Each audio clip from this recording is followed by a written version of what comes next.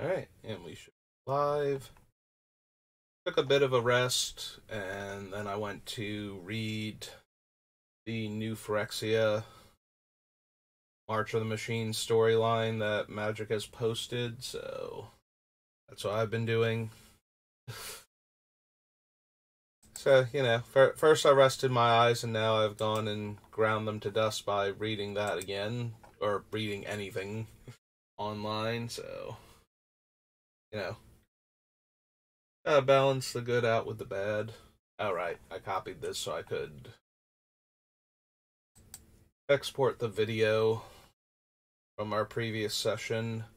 So we only have to cut 101 cards. And that does not seem like... I feel like the first 30 or so are going to be relatively easy. We want to get it down to the 161 count is the spells, not the lands. So I usually like to do 60 spells, 40 lands in Commander, so that's what we're going to try and get to. The very mana-hungry deck, so got a ton of mana rocks in it, and a few ways to get some extra lands out of the deck and into play, so... And a whole lot of card draw, filter, and such. Some of which we're going to wind up cutting because, most of the deck is already card draw, so...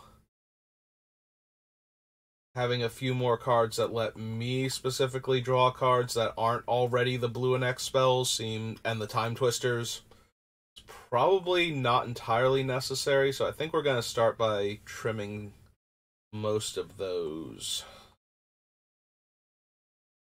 They're all cool when they're, blue in some arbitrary number that will easily wipe away with Heliod's other side.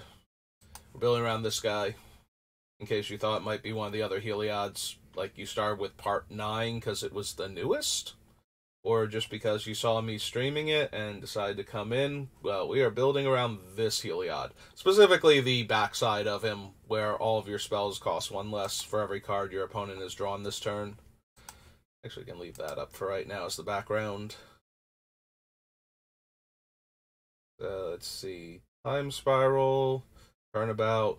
Windfall makes everybody draw a ton of cards. Frantic Search untaps our land,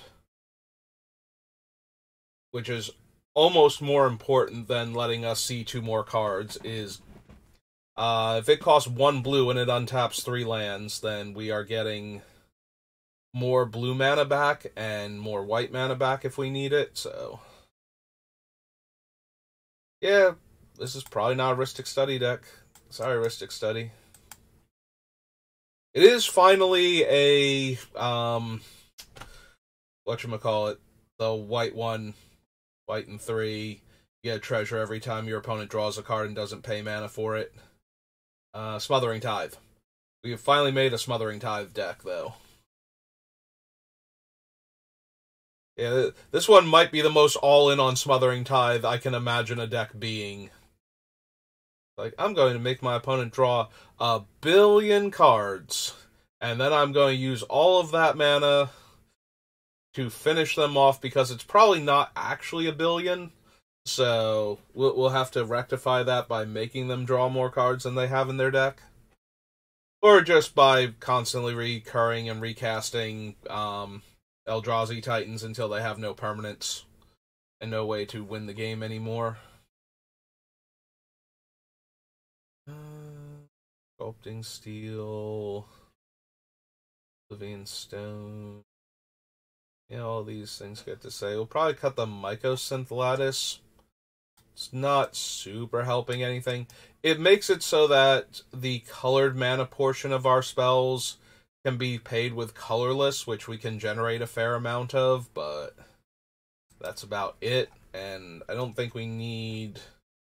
We have other things to spend colorless mana on, as far as activations of abilities go, so... All of our Soul Rings and whatnot producing colorless mana still matter, but only for things like, Equilibrium triggers and whatnot. Hmm. We might be able to cut Spell Burst, actually. I was thinking, how useful it would be when we can easily pay for X and the buyback cost when we're going off, but with the other things that we have that stop opponents from casting spells on our turn anyway, it's probably better to just focus on those and ignore this. And we do have counter spells, like other counter spells in the deck that we can rely on. I have to do an enchantment count.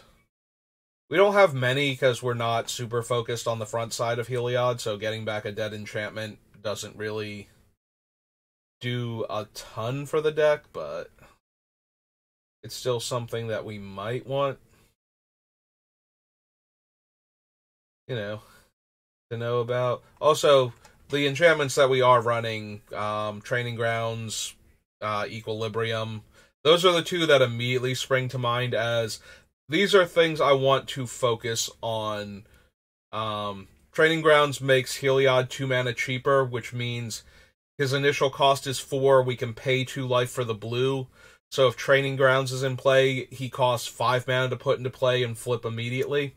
And that's kind of where we want to be at with him. We want Heliod to be on the backside as quickly as we can, because we might just be able to win the game on the turn that we do that. So, especially with all the extra mana we can generate.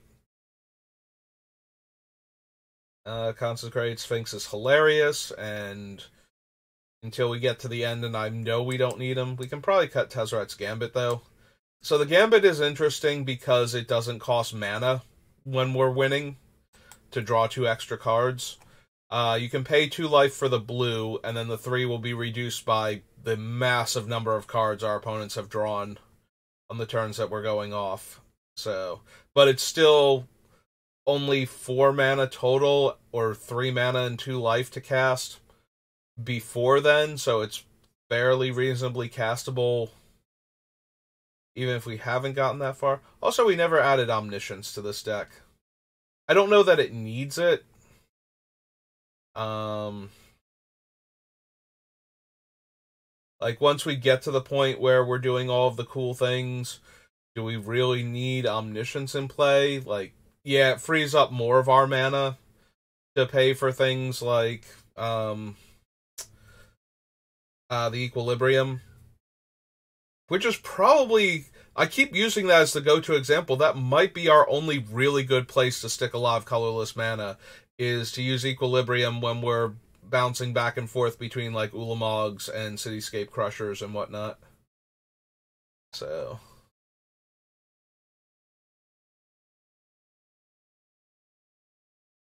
yeah, we might eventually wind up cutting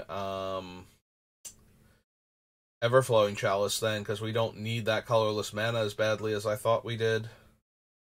I guess we can sink, if we have a ton of colorless mana, we can sink it into Walking Ballista if we're not going infinite with Walking Ballista and Equilibrium. I can picture the card and my brain keeps going, what is it called again? It's like, it's Equilibrium. We've said it like 30 times already. It's like, yeah, is it though?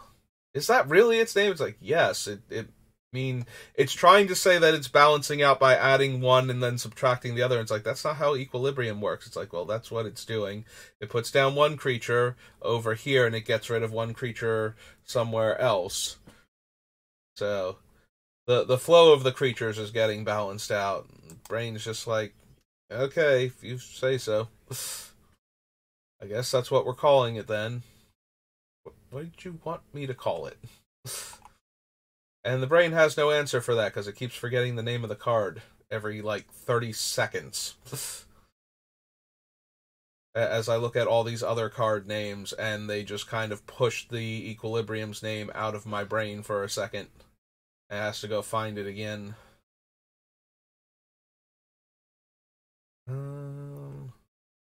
Okay, 1, 2, 3, 4. I feel like we passed some of the other card draw that I should have been considering cutting and then just missed it.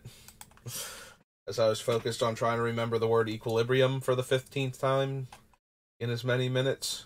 Don't worry, I'll keep saying it until the concept of equilibrium loses all meaning, and at which point you should start feeling woozy and a bit uncertain on your feet, because equilibrium no longer has a valid definition or is a word in real life. And that's going to throw off whatever it is that has replaced the concept of equilibrium that is keeping you stable right now. So just watch out for that. Don't, try to run anywhere or stand up too quickly. Yeah.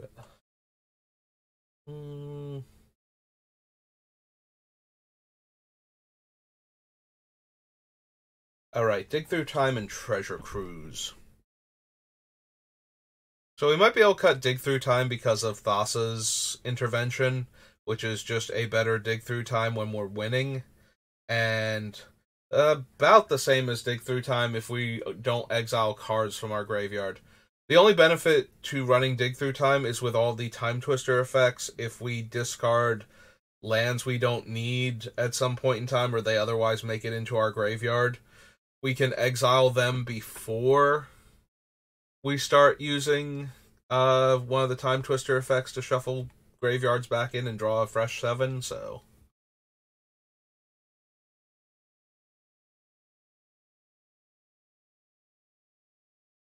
that being said, we'd still have Treasure Cruise, although I also don't know if Treasure Cruise needs to be in here.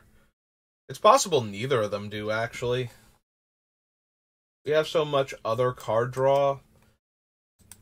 Yeah, I think the idea was originally, oh hey, if I have something that's no longer useful, or something that I have to put in the deck, like we could exile the fetch lands that I love to run in all of my commander decks, and replace them with, or we could just exile them, rather, and then they won't be in the deck. We don't have to replace them with anything. We exile them after we've used them to cast the other spells, set up our lands, and now we get to exile them to cast Treasure Cruise or Dig Through Time, and now they're gone, so now I won't draw them again, because now I'm running out of basic lands in the deck to go fetch with them, and they're kind of dead cards. And the only other way to keep them out of the deck is to just play them and leave them in play without them being able to produce mana at all.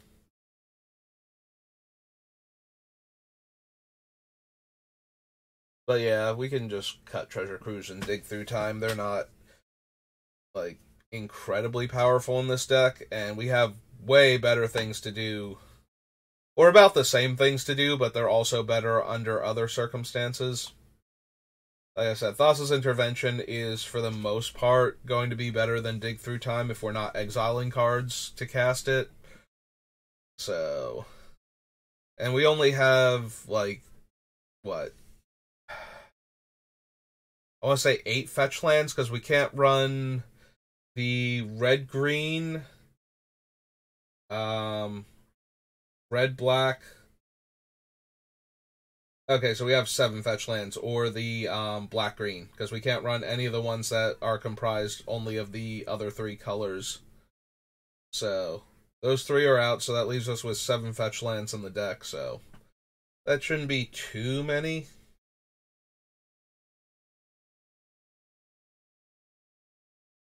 We might still get rid of Dramatic Reversal. Paradoxical Outcome draws us a ton of cards and lets us generate more mana with our mana rocks.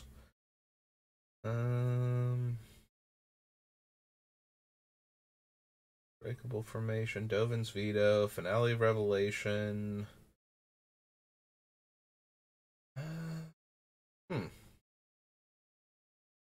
Yeah, I know there's 1 or 2 other ones up there that we can go back and get rid of. There's Rush of Knowledge from Scourge, which is based on the highest casting cost I control, which is going to be very high most of the time, thanks to the Eldrazi Titans, Cityscape Crusher, yeah, mostly those ones. There are a few other Eldrazi's. I believe this was supposed to just be my creature, not a creature. I didn't delete the A. Leaving in one with the multiverse for right now. We're leaving in Norn for right now. Wanderer is one of our Wrath effects that doesn't kill Heliod, so it gets to stay.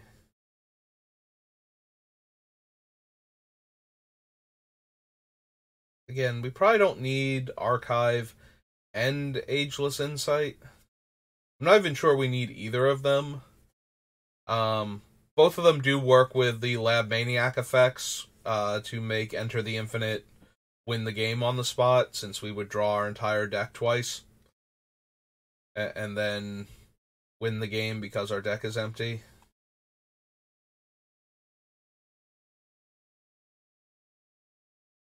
Generous Gift, Ranger Captain.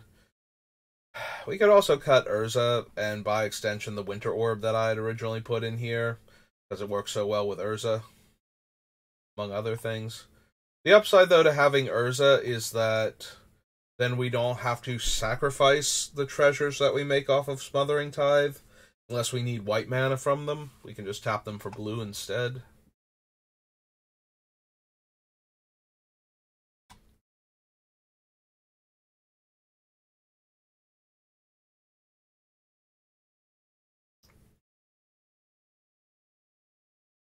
Conqueror's Flail, Tygum. Fairy's Protection. Probably don't need Teferi's Protection. It's one of the cards that I put in here to protect Heliod specifically by phasing him out. Since phasing him out, if he's on the flip side, doesn't cause him to come back flipped on the front side again. Just kind of a huge deal for this deck. Okay. I know there were like one or two other cards up here that I just like scrolled past. Unless I actually did get rid of them already and then forgot that I had. So I just looked at them and went, that's probably low enough impact, we can get rid of that. Yeah, we want Windfall, we want Frantic Search.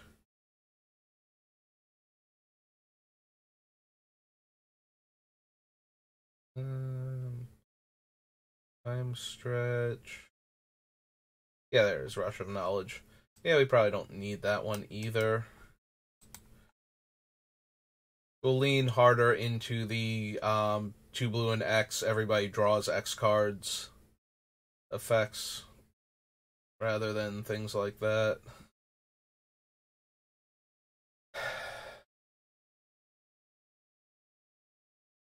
I'm looking at Mind's Desire, and it's I kind of like sigh and shrug at it because it's not essential to the deck, but it also lets us just win sometimes.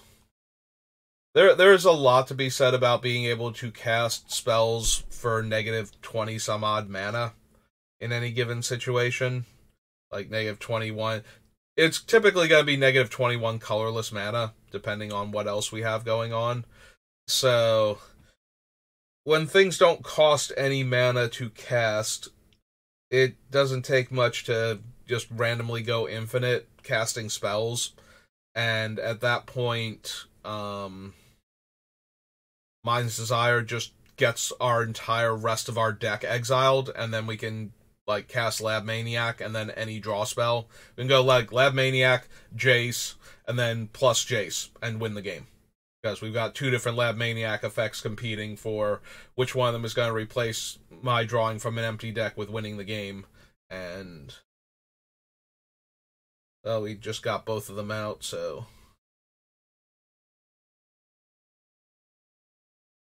and that saves us a ton of time with having to shuffle and then reveal the card and shuffle and reveal the card. Yeah, they didn't want you to be able to stack the top of your deck, but the way Mind's Desire works, the way it's worded to stop that, is technically super annoying. So Apostle's Blessing, Jenga Taxes. Yeah, we probably really don't need Jenga Taxes. Like, he's funny to have in the deck, but definitely do not need him. And he's not really helping anything either. Having the opponents have no cards in their hand during their end step won't matter if I'm casting a Time Twister to give them a fresh hand during my turn when they don't have to discard. So that lets them keep the hand of spells for then, and if they have a way to interact, if we didn't bother setting up Grand Abolisher or Conqueror's Flail or Barracuda or Teferi, then, we weren't going to win that game anyway by having Jin-Gitaxias there, and yeah, I don't think drawing until I have 7 is going to be super, super helpful either when we have so many other draw effects in the deck. So...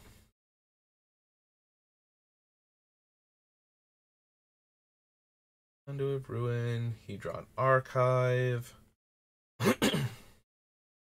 Emrakul, Summary Dismissal. We might wind up cutting the Scuddler or the Mnemonic Wall or both, but it is helpful to be able to grab back the Time Twisters that don't exile themselves for recasting purposes, especially Time Twister itself. So that way we just have it back and then can cast it again. Yeah, Diminishing Returns might not be the worst card in the world, but I'm pretty sure once we've cast it like 3 or 4 times, it starts to become like serious how many cards it's removing from the game. And we start to risk losing vital spells. We have enough redundancy where I'm not just inherently worried that we're not going to be able to win the game. But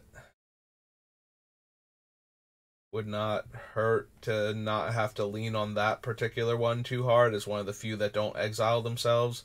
It's like Time Twister, that one, and the Aeons one from Modern Horizons that only exiles itself if you cast it for flashback. So but yeah, all of the other shuffle and draw 7s are exile themselves. So Time Reversal, the Aftermath one, Commit to Memory. Days Undoing would exile itself if we cast it on our turn, but again, since we're not doing the thing where we cast it on the opponent's turn, we just took that one out entirely.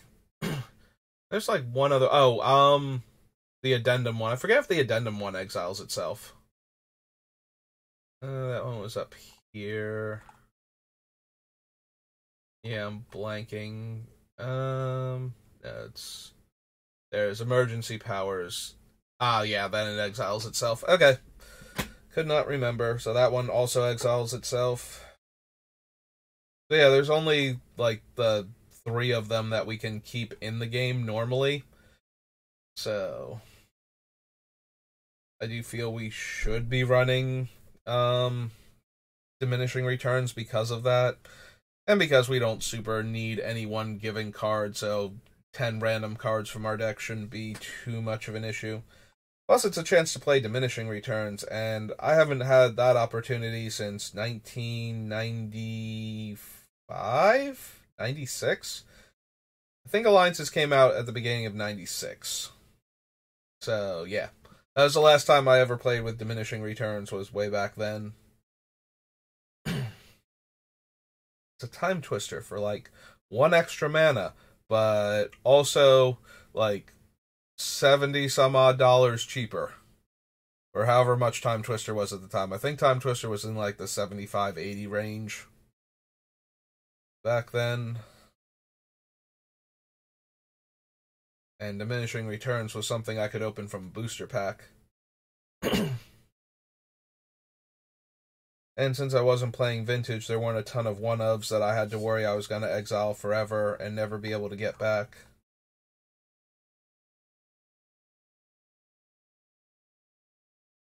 Yeah, I still hadn't worked out how I was going to win the game after giving my opponent a fresh grip of cards, but, that's details.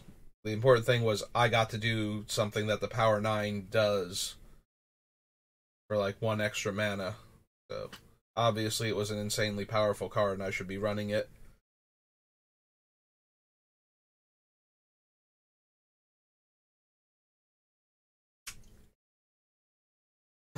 So what we wind up cutting? 1, 2, 3, 4, 5, 6, 7, 8. 8 cards down. So 153.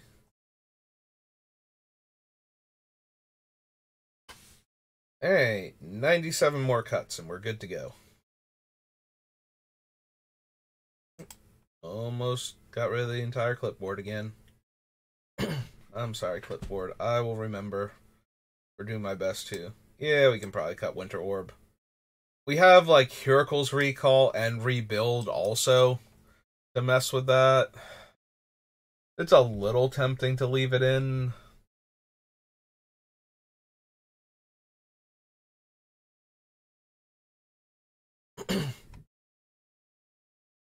Yeah, probably not, though. We don't need it, so let's cut it. Turns, Force of Will, Enlightened Tutor, Mystical Tutor, Prosperity, Mind Stone. Intuition is at its best when it can get the Eons one. I keep forgetting what its full name is. I know it has Eons in the name, so it's the one from Modern Horizons. So we get that one. The opponent can't choose to put it somewhere where we can't cast it, so that one's super tempting. Also, we just have so many Time Twister effects that I can tutor for 3 different named ones and just use whichever one they give me. And we can do that like multiple times too until all of them are either out of the game or have gotten hit by diminishing returns. So I'm going to choose Time Twister and the Aeons one and Emergency Powers. So go ahead, pick which one I get to have. You're going to give me the 6-drop that has Flashback? Cool, I'll just cast it then. And now all my spells are 7 mana cheaper per opponent we have, and should be fine from that point forward. Like, that is our end game. That is how we win. All of our spells cost, like, 21 plus mana less, and you're good to go. Get rid of Winter Orb.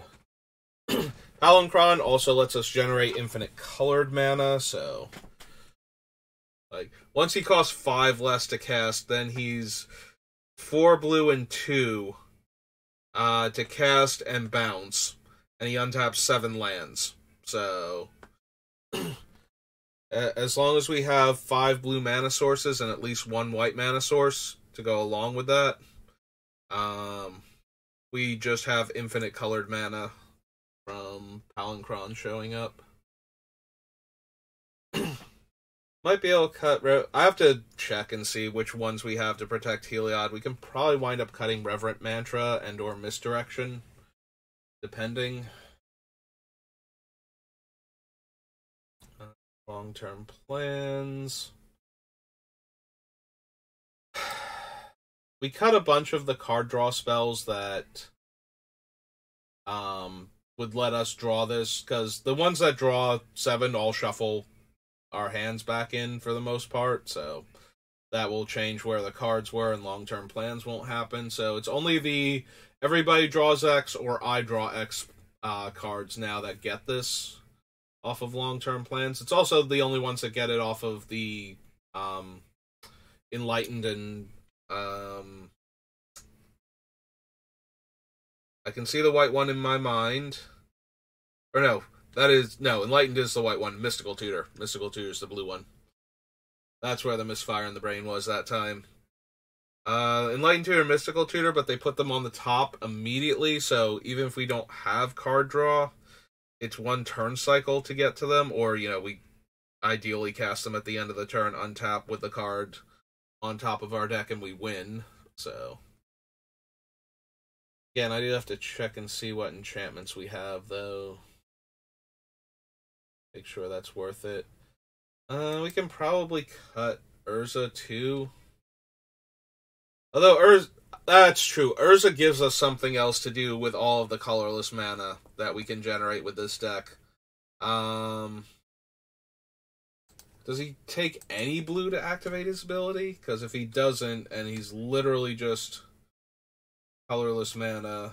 It's Lord High Artificer, I believe. Yeah. Yeah, he's just 5 mana to do that, so.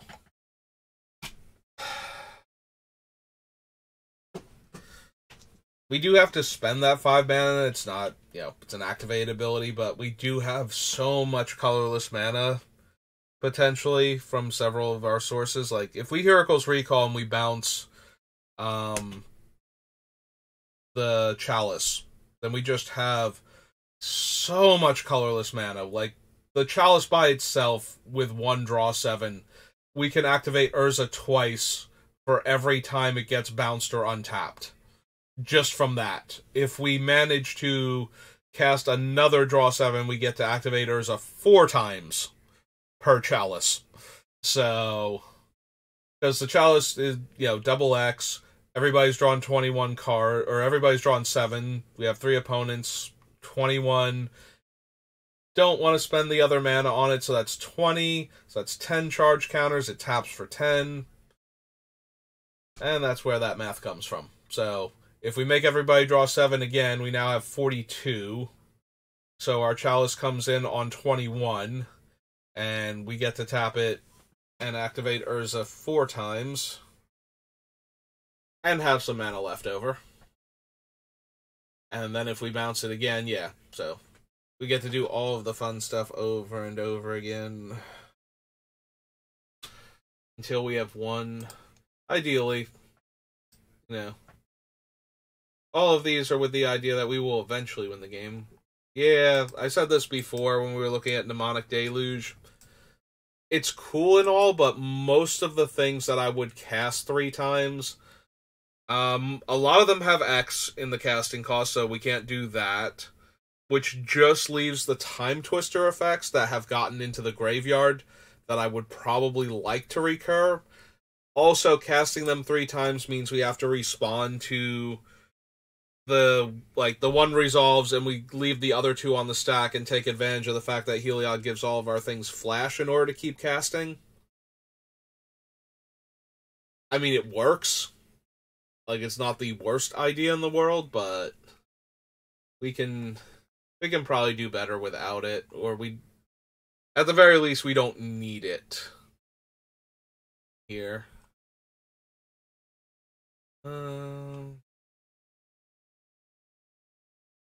Use Vortex. Scepter. Okay. Yeah, we can cut those 2. Let's see how many enchantments we actually have to go tutor for, because we're running 2, well, one of them is very specifically for an enchantment, the other one can get an enchantment or artifact, so. Alright, so copy artifact is 1. Equilibrium's 2. Doesn't count. Training Grounds is 3. Smothering Tithe is 4. That doesn't count. One with the Multiverse is 5. None of these count. That doesn't count. That's 6. That's 7. That's 8.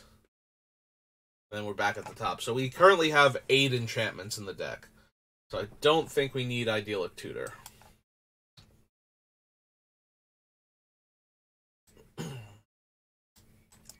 Go ahead and cut that one from the list.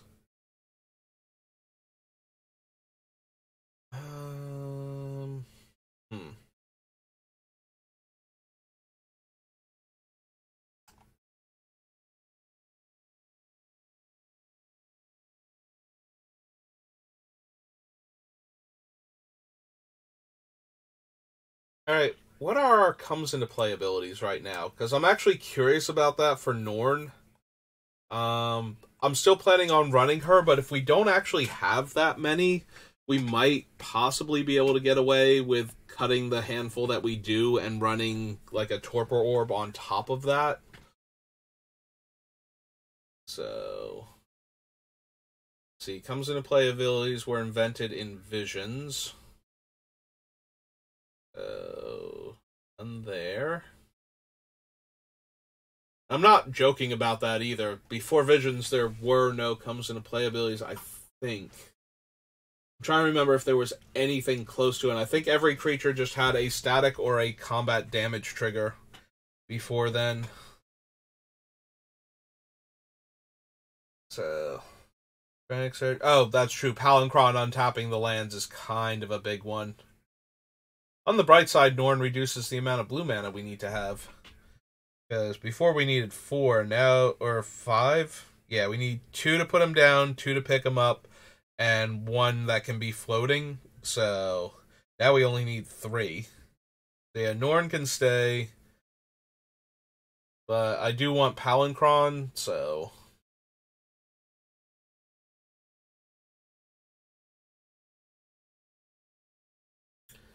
yeah, I'm gonna say we can cut long-term plans.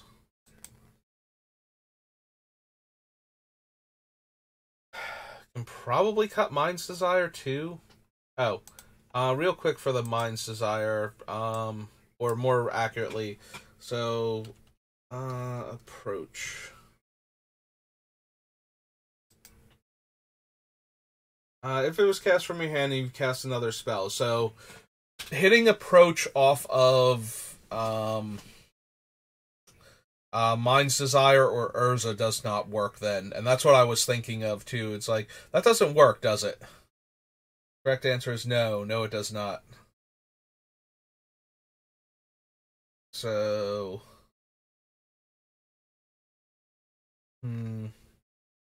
I don't know if that means I don't want approach, or if that means I don't really need Mind's Desire. There are a couple other things that Mind's Desire can hit, but it's usually like a handful of specific things. And if we're infinite, do we really need Mind's Desire? Probably not. We might not need approach either. Like, we might wind up cutting both of them, so... yeah, it's super hard to get into a position where I'm doing infinite things with any of the cards in this deck, and I can't somehow win the game. Like, I need Mind's Desire because I'm casting infinite spells. It's like, no, if I'm casting infinite spells, I'm almost definitely drawing cards with this deck. This deck draws so many cards. Like, yes, there will be times where I technically have a loop that I can do a dozen times that isn't winning me the game and isn't drawing me tons of cards, but that loop is so hard to get into and have not pan out. Like, either the Kozilek's coming into play, or being cast rather draw me cards. Emrakul. How does Emrakul work with her own ability if you trigger her multiple times? I need to see the wording on Emrakul. Emrakul. Promised End.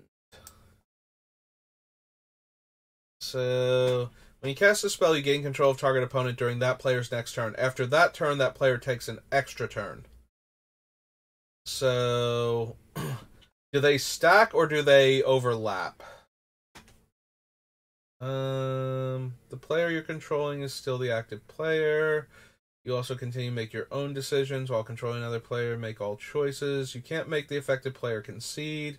Can't make illegal decisions. You can't make choices or decisions for the player that would be called for by the tournament rules, such as whether to take an intentional draw or whether to call a judge. Resources. To pay costs for that player, not for your own. Player, you don't control any of the player's permanent spells or abilities. Target player skips their next turn. You'll control the next turn affected player actually takes. They affect the same player overwrite each other. The last one to be created is the one that works. Multiple players have cast Emrakul and target the same player. Each ability's effect will create an extra turn.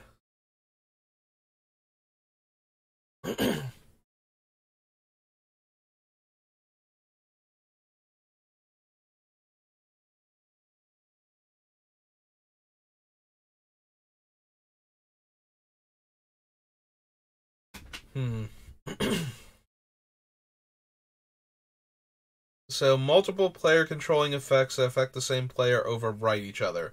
So, that's the important part. If we are bouncing Emrakul with one of our effects and recasting her repeatedly, we only want to target each player once. Otherwise, they'll get multiple extra turns, but only the one turn, like their next turn, will be under our control. I was wondering if we could chain Emrakul together so that we would control them during each of the extra turns they were taking until finally they got a turn where they weren't under our control, but that does not seem to be how it works. Which is good to know. So, yeah, Emrakul not as powerful. Still pretty strong. Not as powerful as I thought she might be. Because if she could keep taking those extra turns, I mean, I guess technically, if we somehow bounced Emrakul and recast her, we would gain control of the next turn, like during the turn that we're controlling them. So then that would work, but then we'd have to bounce Emrakul during each one of their turns and recasting her, and that's a lot harder to do.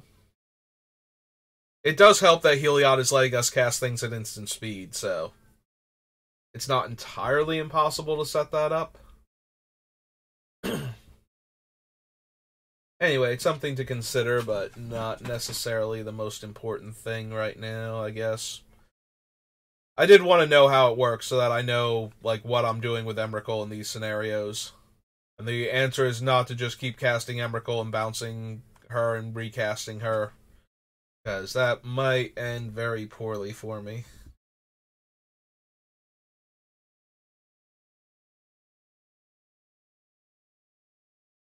I guess we don't need the Mnemonic Wall or the Scuttler.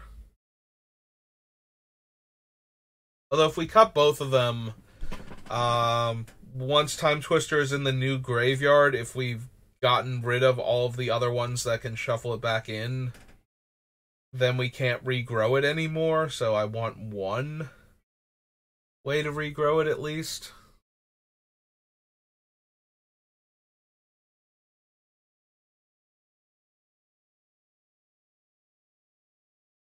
Alright, so if we only have one way to do it, do we want... I'm guessing we want Mnemonic Wall, because it's only 5 mana, whereas the Scuttler is like 8, I think. Let's see what the Scuttler looks like.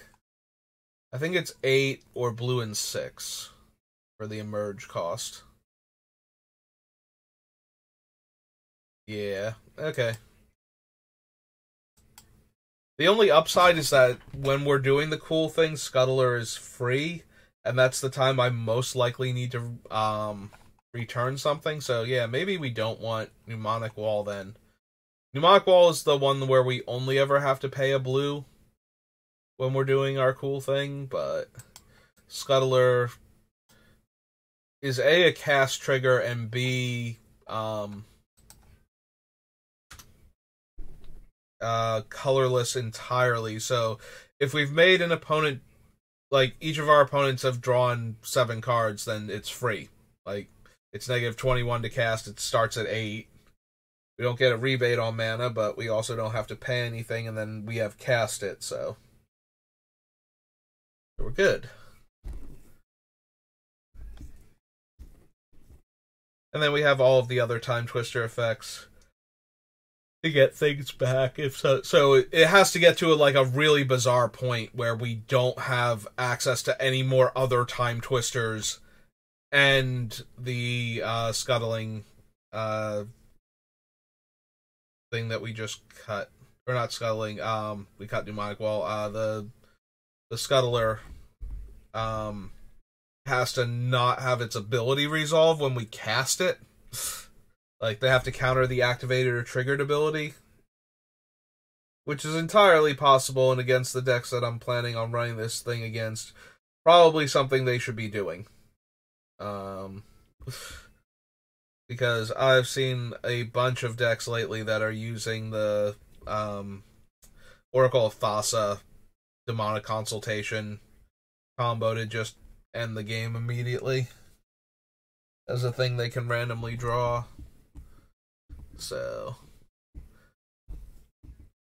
having a few ways to counter triggered abilities. Also, Norn will shut it down, so they'll have to kill Norn first, otherwise the Thassa's Oracle won't trigger at all. Okay, so 1, 2, 3, 4, 5, 6. Yeah, so 6 more cards successfully cut from the deck. 145. Alright, 85 more cuts. The deck will be done. Yeah, I knew the first, 50 maybe weren't going to be too hard. It's going to be once we get it down somewhere around 110 that I'm going to keep looking at the deck going, I don't want to cut any of these. Ever.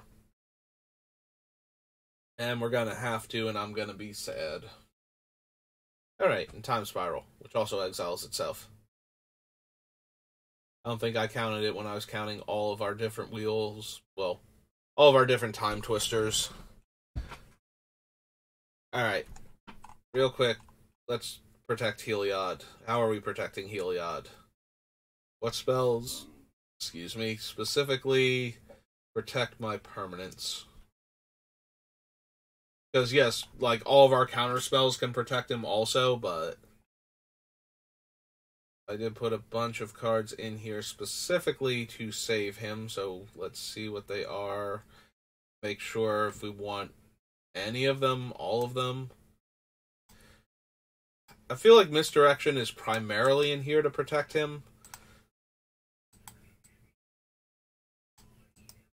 That one more so than most of the counter spells on this list. Or counter spell variants.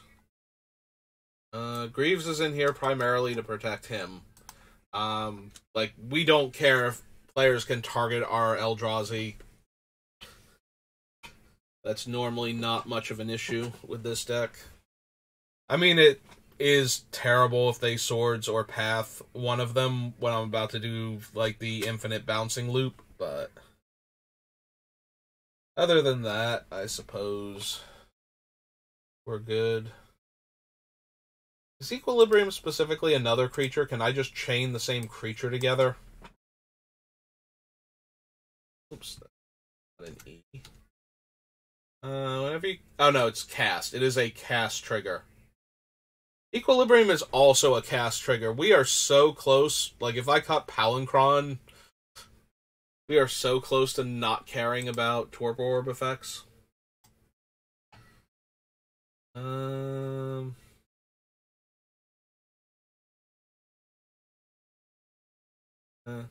I know I can't scroll down on the picture. I was thinking, can I scroll down on this picture so that you can see Heliod's text box instead of, the top part of his artwork where the thing isn't? If I could just have the text box up here. But no, that is not how that works. As far as I can tell, anyway.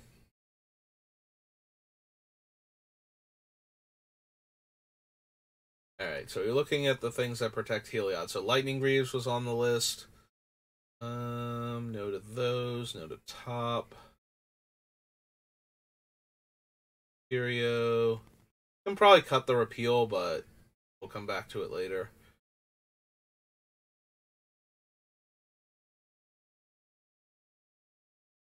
I'm not sure if Commandeer is also in here just for Heliod. It might be. Pact of Negation feels like it's definitely in here just for Heliod. Yeah, we'll use it for other stuff, but I'm way less comfortable with using it to counter spells and then having to tap out on our turn. So, I would much rather be using it to counter the spell that targets Heliod and then win the game, because Heliod's safe. Apostle's Blessing.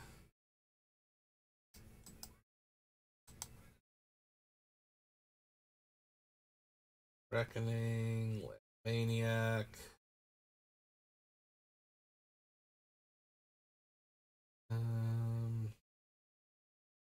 Conduit, Heat, Ulamog, Kozilek, Emrakul, Dismissal, Scuttler. I might also be able to cut the Aetherflux Reservoir, since, again, if we're going infinite, I don't think I need that to win. I'm pretty sure I can win on the backs of the other cards I'm going infinite with, so... But yeah, we might be able to cut Aetherflux and Approach of the Second Sons.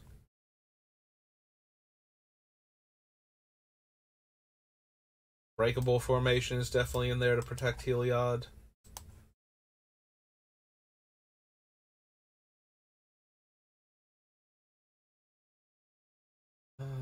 Costless Intervention, no, that's more in there for the card draw.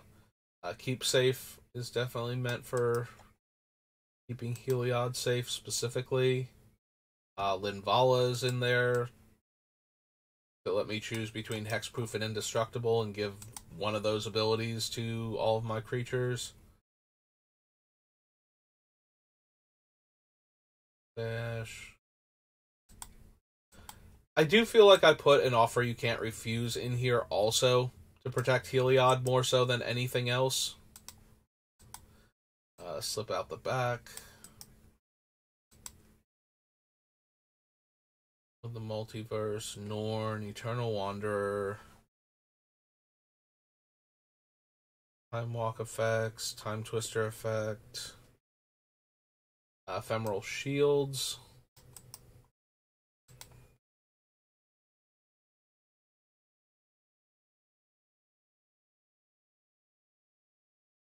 Game Plan, Spellseeker, Echo of Aeons. Yeah, keep forgetting the name.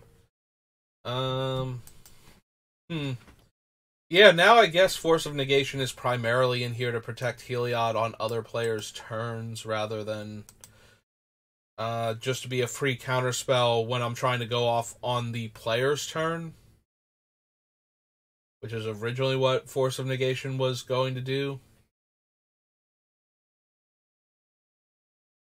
If we're thinking about going off on the opponent's turn, we want to wait for them to draw so that way they have one more card drawn and our casting cost is down by 1.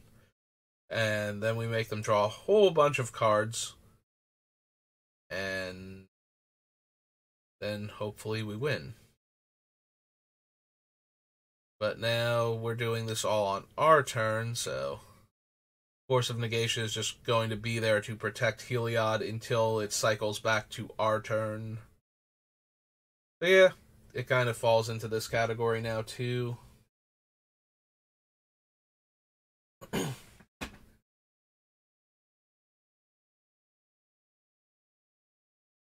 wonder if I count the Vile Duplicate. Oh no, it's a... Although, if he's flipped, it's not a sorcery, but I guess I can't count on that. I was thinking, like, the duplication for some reason was an instant, but it's not. So, what I was thinking is, if somebody goes to kill Heliod and we clone him in response and let the targeted clone die.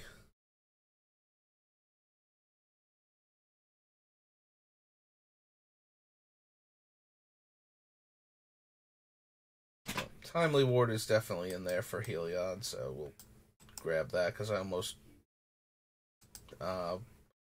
passed through here and got distracted by the Sakashima and the Irenicus' Vile Duplication. Bastion Protector.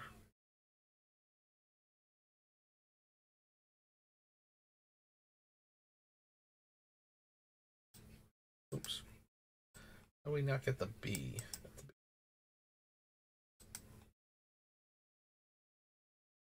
Teferi's Protection is definitely in here to phase out Heliod.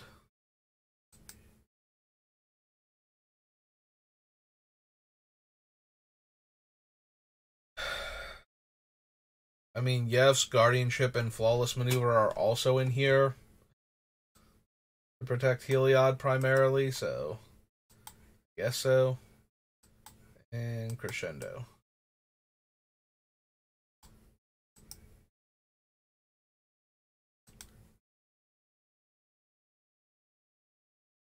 Alright.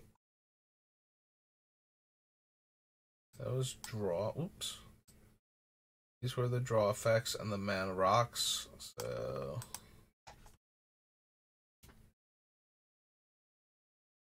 protect Heliod. That list is Misdirection, Reverent Mantra, Lightning Greaves, Pact of Negation, Apostle's Blessing, Unbreakable Formation, Keep Safe, Vala, Offer, slip out the back, Shields,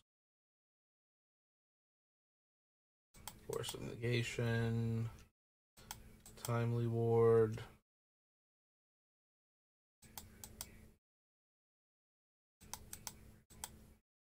Action, Fierce Guardianship, Flawless Maneuver, and Grand Crescendo. Alright.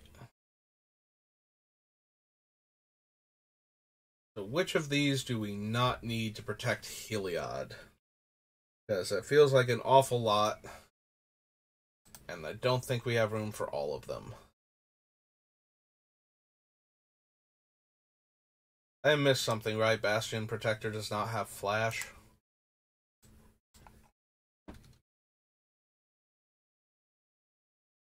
+2/+2 and Indestructible.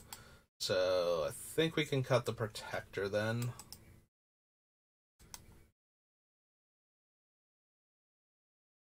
Like, he's got to already be in play. If we flipped Heliod, he has Flash. I think that's where I was coming from with putting the Bastion Protector in there. But it might help if we don't need him to have Flash. I kind of want to keep the Timely Ward because it's both an enchantment that I can get back when I cast Heliod on the face-up side, and a way to make him indestructible, or works with like our other creatures instead, if we need it to. Although it only has Flash if it's going to be cast on our commander, or if our commander is giving it Flash.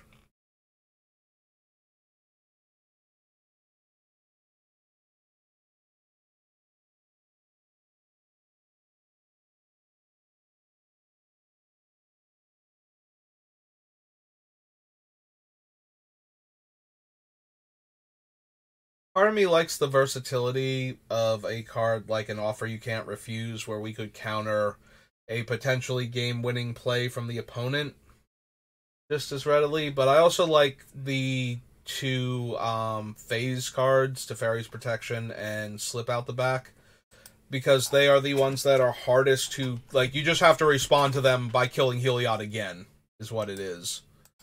I think Keep Safe can go.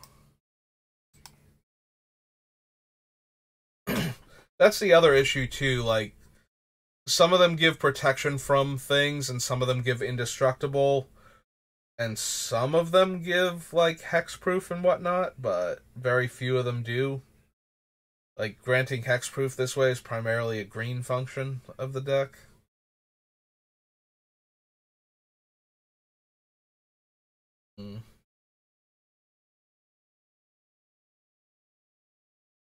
Alright. So do we even want, like, Apostle's Blessing? Like, part of me wants, like, something along the lines of Unbreakable Formation, but we have Flawless Maneuver and Grand Crescendo, so I don't think we need Formation itself. Go ahead and cut that. Protection probably isn't good enough. Protection works for targeted removal and red burn, so basically Blasphemous Act or Bonfire of the Damned as far as red is concerned.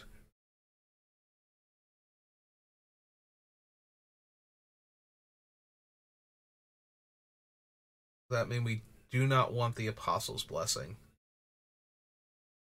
I feel like it kind of does. Like, Apostles' Blessing. We have Timely Ward already, which grants indestructible. What's the shields grant indestructible also and have Convoke? So maybe we want an Apostles' Blessing against exiling effects.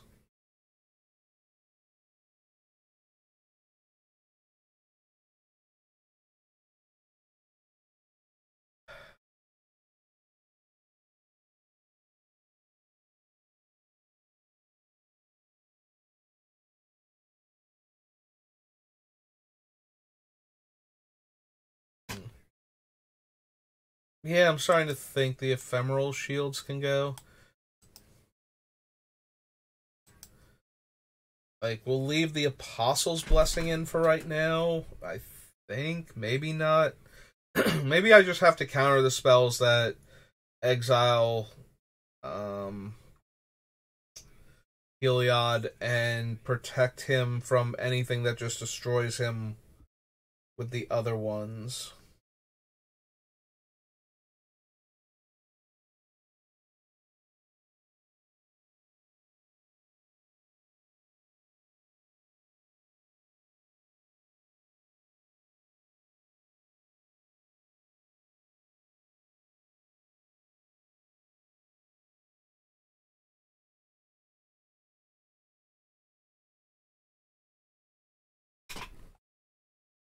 Okay, I see what the problem is. I'm looking at this going, why is Linvala's last line of text all garbled? And it's because you are sacking this to choose hexproof or indestructible. It does work for each of my creatures, so something like the Lightning Greaves or protection from white or blue won't stop it from working.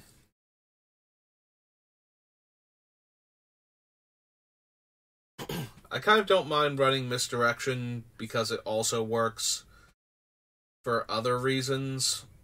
Both to redirect counter spells away from the spells that I'm trying to resolve, so that way they counter themselves instead. Well, technically they get changed to the the misdirection itself, and then the misdirection resolves, and then there's no valid target, and the spell winds up failing.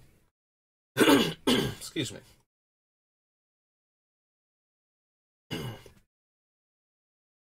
So there's that. As another thing that it can be doing in the deck besides protecting Heliod. But yeah, I think we want the Flawless Maneuver. Grand Crescendo is fine, because it also makes an army if we need it to. Protection and Slip Out the Back make him immune to almost everything. Timely Ward is an enchantment we can get back. Yeah, maybe we don't need the Apostles' Blessing then. And we probably don't need the Greaves either. Like, originally I had Greaves in here because they're 0 to equip.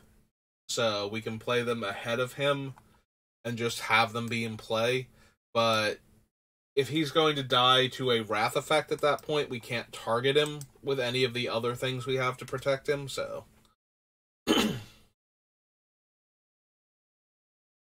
Alright, so we're cutting all of these, so let's get rid of them off the main list. So Bastion, Protector.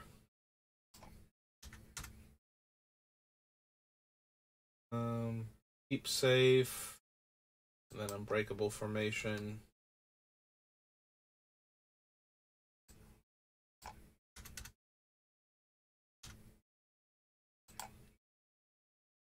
Breakable.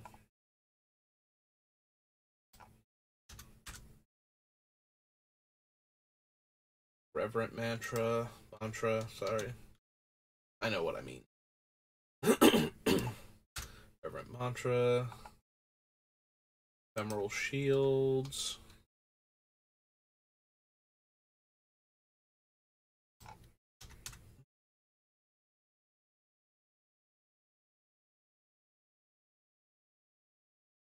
Apostles' Blessing and Lightning Greaves. Hustle.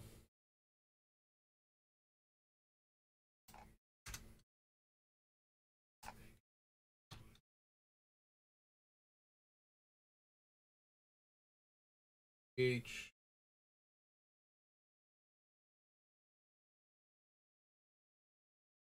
Computer weather light. Did I spell lightning greaves wrong before? Yeah, I have it as lighting greaves. Okay, that's why I couldn't find it. Don't I feel silly now? Alright, so 1, 2, 3, 4, 5, 6, 7. 7 more cards off the list. 38. Bit by bit, we're getting there. Clear all.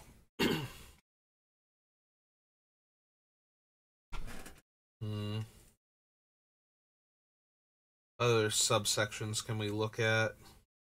I suppose I need to know what our removal package looks like, so that way I know if we have room to cut things in there. So, towards the plowshares.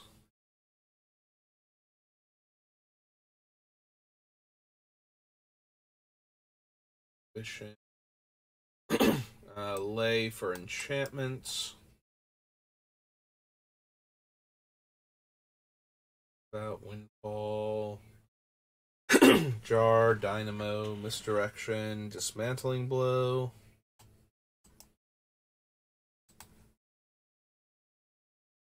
Time stretch. Guild Lotus, O-Stone. I wonder if I want to include things like the O-Stone now, so I know if I need more mass removal, if I want to do like mass removal and targeted removal separately.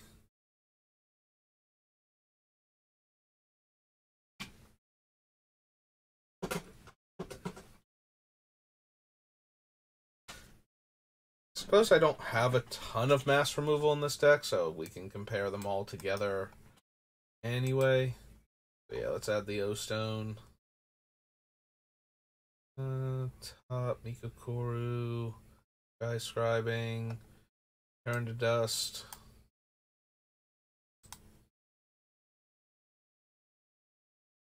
Have to exile.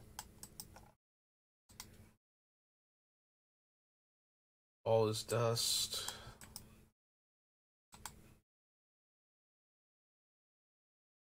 Those. I suppose keeping is the wrong word. We're ignoring all of those because they are not in the category that we are currently looking at. Cyclonic Rift kind of is, though. Supreme Verdict. Let's see what happened. Got a random extra M in there. Infinite, Burnished Heart, Cornucopia, Fascination, Conduit,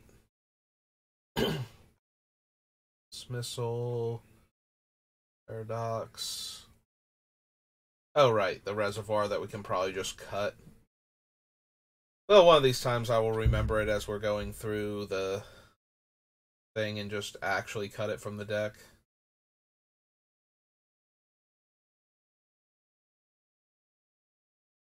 Intervention counts. But not Thassa's. More of a counterspell. No to Mavinda, no to solve the equation. All of those. Cityscape. Or one with Multiverse. Or Norn for this list. The Wanderer, though. Definitely counts. Manipulation, Zhang Xiao, Time Reversal, Grand Arbiter, Archive, Insight. I mean, Expropriate can't actually count as removal, no matter how silly it is. Since we only get to choose if the opponent votes for, I think it's time or money, and they have to vote for money, and then we get to steal their problematic creature that I don't want, wandering over next door and living in our house for a while. What was that last sentence?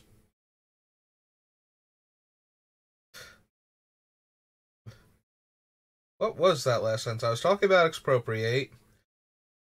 And I'm stealing their creature. Okay. That's where the wandering over to our house and living with us for a while comes from. Because they don't want us to steal it. Okay, yeah, no, I blanked super hard in the middle of that sentence. And then I came to in the middle of it, I'm like, wait, what about living in my house? What was I talking about? How did we get to here? Yeah, I might still be a bit run down. I guess it's from sitting there staring at the screen, reading all of the magic storyline again. Because if staring at the screen is what does it to me, then I was staring at the screen too much after I took my nap, so... Which wasn't even a nap, it was just, lay down, close my eyes a bit. Let them not be stressed, but... Now I'm back up and doing this again, and... Yeah, no, at least I think I know where the sentence started... and where I was going with that thought, and hopefully that's what it came out as. It is weird when I get full-on delirious when I do this, and suddenly realize that I have no idea what sentence I'm in the middle of anymore, or, how I got there. I'm pretty sure I have started ideas with the wrong set of words for where I was going with the sentence when I started it. I say things like, we don't want this card because we don't want it for this list specifically, but we do want the card in the deck. But I'm hitting at, I don't want these things the same way I do when I'm looking at the list trying to pick cards for the list, over on Gather and move them over to here. And I'm kind of reacting to them like that instead. These are not the cards I'm looking for, therefore we don't want them. Makes sense, but is not exactly how I would word it to convey that concept. If I were thinking more rationally and were able to string words together better. The important thing is that we are still working towards the finished deck, and the things that I am actually clicking on are what we need to be clicking on in order to get to a finished product here. So that's still helpful. I'm not just obliterating things off of the list because my fever dream brain is just like... Did I say drain or brain? I think I portmanteaued dream and brain together and might have said drain. But anyway, is not going, oh no, we don't need Mana Crypt in this deck, and chopping it off the list. It's like, yes, we do. This is a very, very mana-hungry deck. It absolutely wants, at least initially wants Mana Crypt, and if we're going to cut it, we need a very sane and rational reason for doing so, and not because my brain just decided, no, this will be fine. We don't need that. Alright, so these are all of our removal spells. Now Allay is hiding off the bottom of the thing. Need to put, removal here. I know what I'm looking at, so click on Allay down there. Delete Allay off the list, because, yep, Swords to Plowshares is underneath it. Which should be the bottommost card. There we go. Alright, so then Dismantling Blow. O-Stone. Return to Dust. Path to Exile. All is Dust. Maybe if I dramatically click on it, because I noticed that I was clicking on it 3 times to get it before. Like that. And it's still not showing up. I have to click on this thing so that it knows that I want something off of the list, and then click on the thing on the list in order to get it to appear. And if I click too quickly, it ignores it. So I thought maybe if I held it down a bit longer, it would realize that, no, yeah, like that. Why did it give me Heliod's intervention and then make me go back to doing it the other way? I don't know.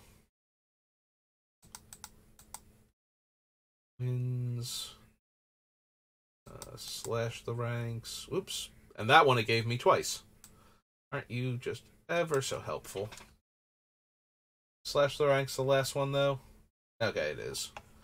Alright, so we clear all. We have all of these to pick from. So let's see. For creature removal, we have Swords to Plowshares. Path to... Let's go target creature removal real quick. So Swords to Plowshares, Path to Exile.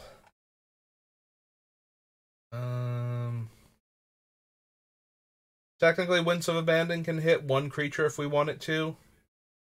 Generous Gift hits everything. And that's it. So we've got four. Four things that can reach out and kill a specific creature. For our artifact and enchantment removal, we have Allay, Dismantling Blow, Return to Dust, Heliod's Intervention, Generous Gift again.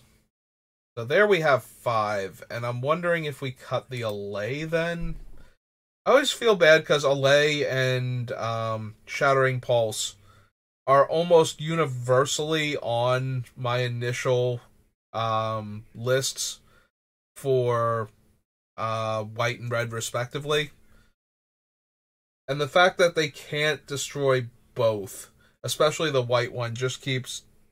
I keep going back and forth between, well, on the one hand, I can repeatedly destroy enchantments, and sometimes there are decks where you just want to be able to blow up every single enchantment that they play, because they're focused on very powerful enchantments.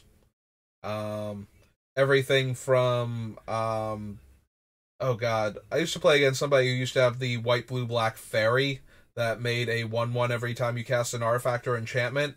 And so there were a lot of very powerful enchantments that would win the game if left unchecked coming out of that deck. So being able to blow those up repeatedly also freed up the artifact or enchantment removal side of things to focus on the artifacts that were problematic from the deck, which there were fewer of, actually, in the grand scheme of things. A lot of them were just things that benefited you from playing more enchantments.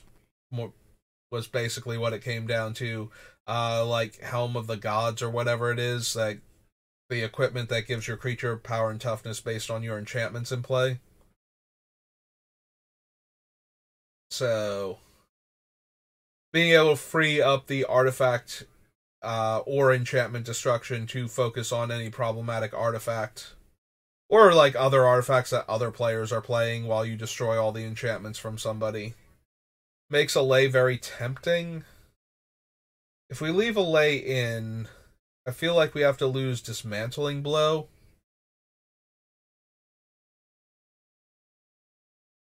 Because we do still have Heliod's Intervention for like a big old flip the table, but against artifacts and enchantments. So that's super helpful, because we don't lose any of ours in the process. So we don't accidentally kill Heliod or accidentally kill like all of our mana base.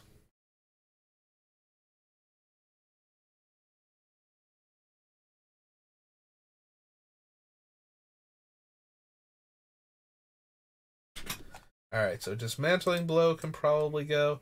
I also really like how Allay works with the deck. Like, if there are enchantments that are stopping us from winning, Allay takes care of them. Although most of the things... Oops, I did not mean to copy, so we can just like backspace over it then.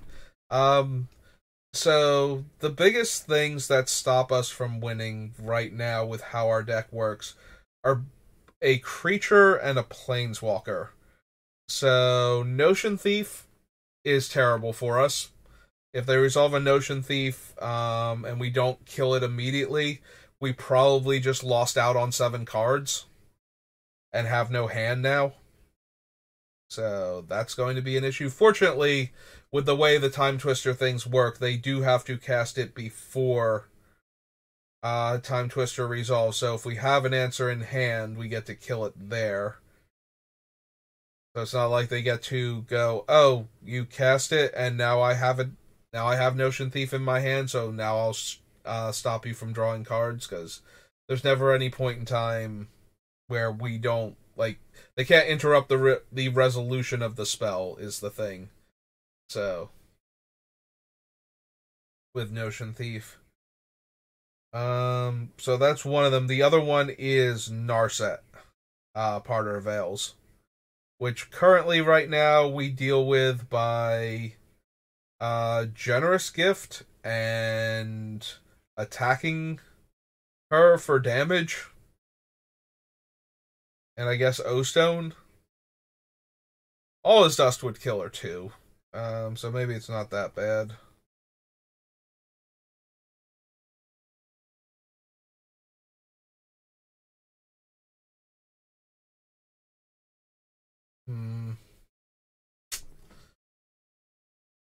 A little more water.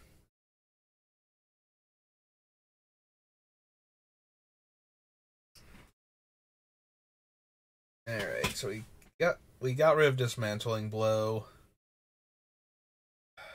How many Wrath effect variants do we have? We have Slash the Ranks, Winds of Abandon, the Eternal Wanderer's 3, Verdict is 4, Cyclonic Rift functionally is 5, Reckoning is 6, All Is Dust is 7, O-Stone is 8. So I think we're kind of overburdened on the board wipe effects in this deck.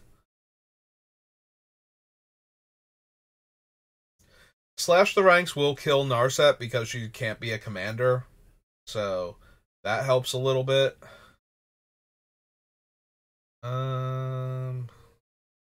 Winds of Abandon gives all of our opponents all of their basics out of their deck a lot of the times to kill their creatures, but it does exile all of them, so the creatures themselves can't come back. So I don't know if that's better or worse. Maybe that's better than Divine Reckoning, at least. Like, the Wanderer kills them all, so they do get shuffled back in. But she's also, like, more value after that if nobody can kill her. So, I'm guessing we want to get rid of Divine Reckoning.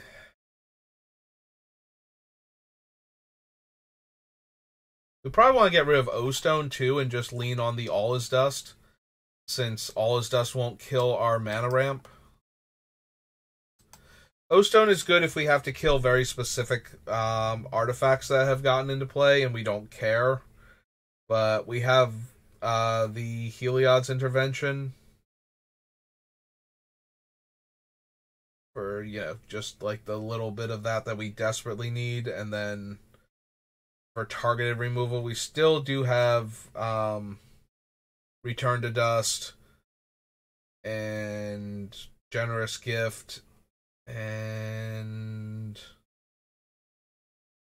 yeah, I think that's it, sadly, for potentially powerful artifacts. Like, we have the Intervention, the Gift, and the what's its name? I just passed it before.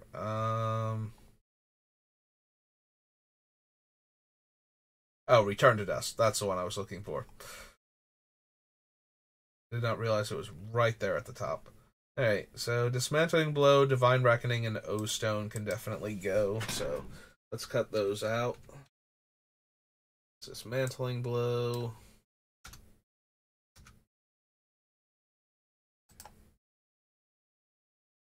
Divine Reckoning. And O-Stone.